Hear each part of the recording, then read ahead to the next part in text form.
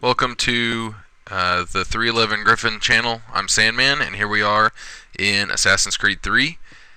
And today I would like to go through some of the naval missions, actually one of them to start with. And the goal of this video is just to talk a little bit about realistic sailing and the sailing in the game, which is obviously not entirely realistic, which is a good thing. It's very arcadish and very quick. There's a lot more guns on the ship than there should be. It goes a lot faster than it should. It travels more into the wind than it should. It turns faster than it should. A lot of things are going on that are very unrealistic, and that's okay because it's a fun game. It's meant to be very quick and easy to do, and that kind of thing. So. But I'm very interested in sailing. I really like sailing ships, not necessarily the action of sailing ships, but sailing ships themselves, especially warships from the Age of Sail. And I have sailed a small boat, not very often, and I'm not all that good at it, but it intrigues me, it fascinates me. So we're going to talk about some of that. First things first, let's talk about the realistic stuff. Right here we're in irons, right here going into the wind. These boats, these are square-rigged boats, which couldn't really do that very well. And what we're doing now, why am I turning? I don't remember exactly what I'm doing here. I guess trying to not desynchronize. But when you're going with the wind, that's called running, when you're going straight with the wind. When you're going across the wind, perpendicular to the wind, that's a beam reach. You're reaching. And when you're going as close to the wind as you can, that's a close tack.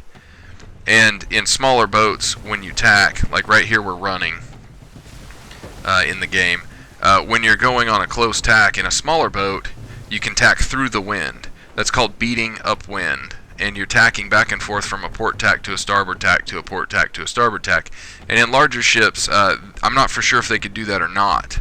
I really don't know.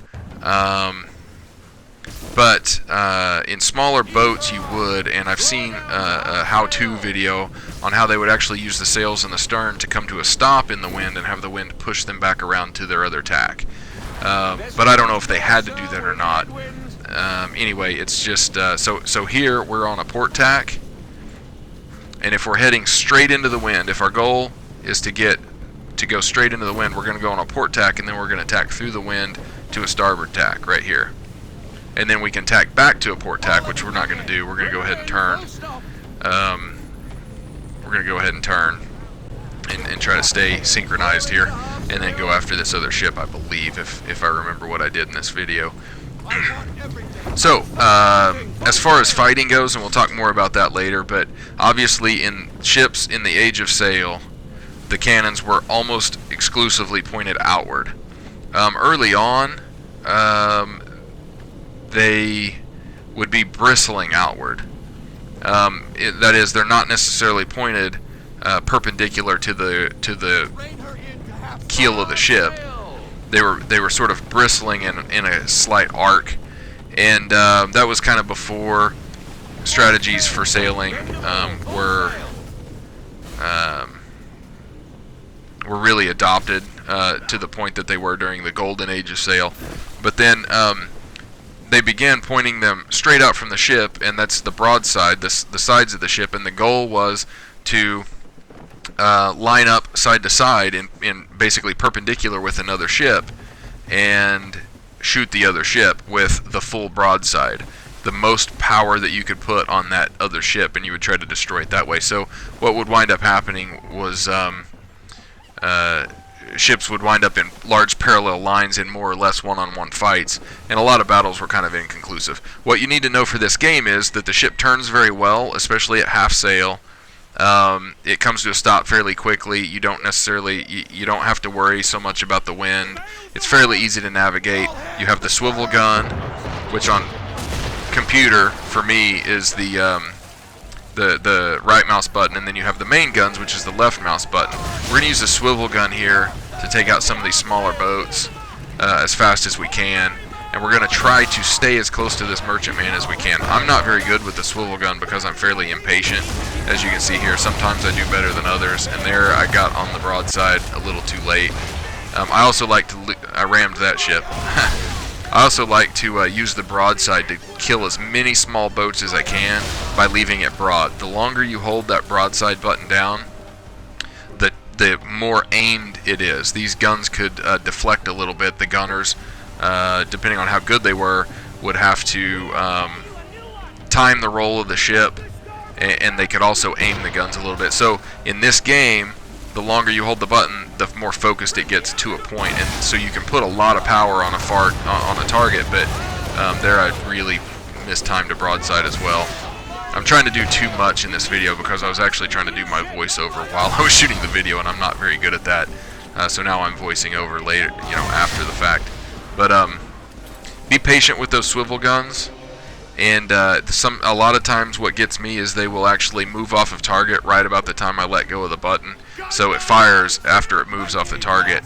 And then other times I'm not patient enough. So here we're gonna do a little bit better of a broadside, and we actually got 2 boats with that, maybe 3. I don't know if I got the swivel gun on him or not. And then the merchantman will run into you, so be very careful with that. Also watch the rocks. One thing you want to make sure you're doing is when you're not, you're going to spend a lot of time focused away from the steering line of your boat, of your ship. You need to keep an eye on that mini map so that you don't run into the rocks and run aground. That's a big deal that you don't want to do, because it slows you down, it makes you feel stupid, tears up your boat, all that good stuff. Another thing to note real quickly is that I happen to have both hull upgrades, the rudder upgrade and the extra cannon, and the swivel gun upgrade at this point in the game. So keep that in mind here. I haven't noticed a huge difference with it yet, but except for the hull upgrades. And here's the mines. We don't really care about that. See how fast those sails come up? Nobody was even up on the yards pulling the sails up, and nobody's ever pulling the sheets, letting the sheets out. Nobody's ever loosening them or pulling them to pull the yard arms around. And also, I know I mentioned this before, but these square-rigged sails, completely square-rigged sails, they did not sail into the wind very well. They couldn't even sail that close to the wind. So that's one of the bigger unrealisms that I'm happy about in this game. I really like realism in most games, but in this game, this particular part of the game needed to be more like an arcade, and they did a pretty good job with it. There's a few things that I'd like to see done differently. The main thing on the Aquila that I'm a little bit angry about is the fact that I can't climb the rigging. I really wish that we could climb the rigging, and here I'm just doing a horrible job with the swivel gun. Again, I'm trying to talk while I'm shooting this video. Or I was. Luckily my microphone turned off because I don't think the voiceover was very good. But this particular boat, I think I guess you would just call it a 2-masted square-rigged boat. I'm not completely up on my boat terminology, but it's not a schooner. A schooner has to have a fore and aft rigged sail or mast. It has to be fore and aft rigged on one of the masts, or 2 of the masts actually, I believe. So, and then it's not a bark or a barkentine or a brig. Those all had some sort of combination of square rigged sails or fore and aft rigged sails. And the fore and aft rigged sails, whether they were gaff rigged or lateen rigged or Bermuda rigged even, they could go into the wind a little bit better. And a lot of, you'll see your modern sailboats, they have triangular sails that are, they sail a lot closer to the wind. They can catch a lot more of the wind than a square rigged sail can whenever you're not going with the wind.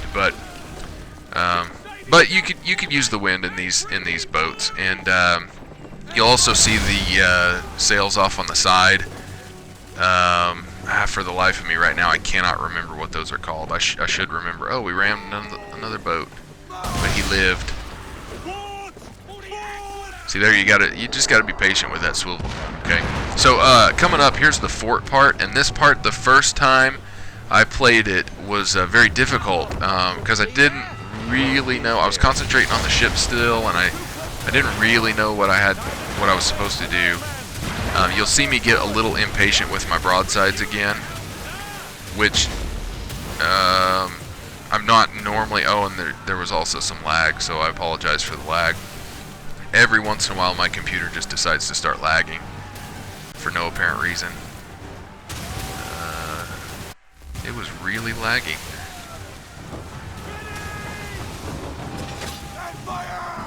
This is this is kind of dumb. I didn't know it was lagging this hard. It's just locked up.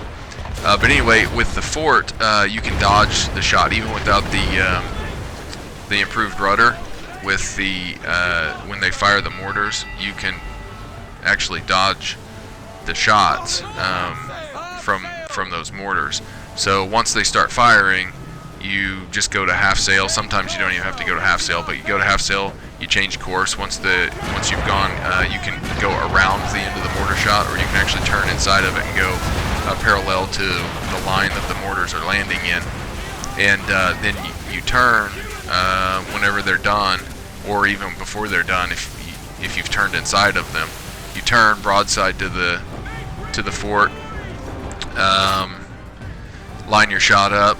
Make sure you don't veer away from your shot until it's completed, but let it focus on the towers, and once it's focused and you're lined up, just let it go, and then turn off course again if you need to. You can just shoot right in between the mortar shots, and I never get touched with mortars, so that really helps if you are missing the forts with your shots, if you're being a little impatient with your broadsides or turning away after you start firing on accident, and sometimes it may take a couple of broadsides to knock a tower out, and things like that, but it doesn't matter because you can dodge the mortars very, very, very easily in this. So again, that's a little bit of a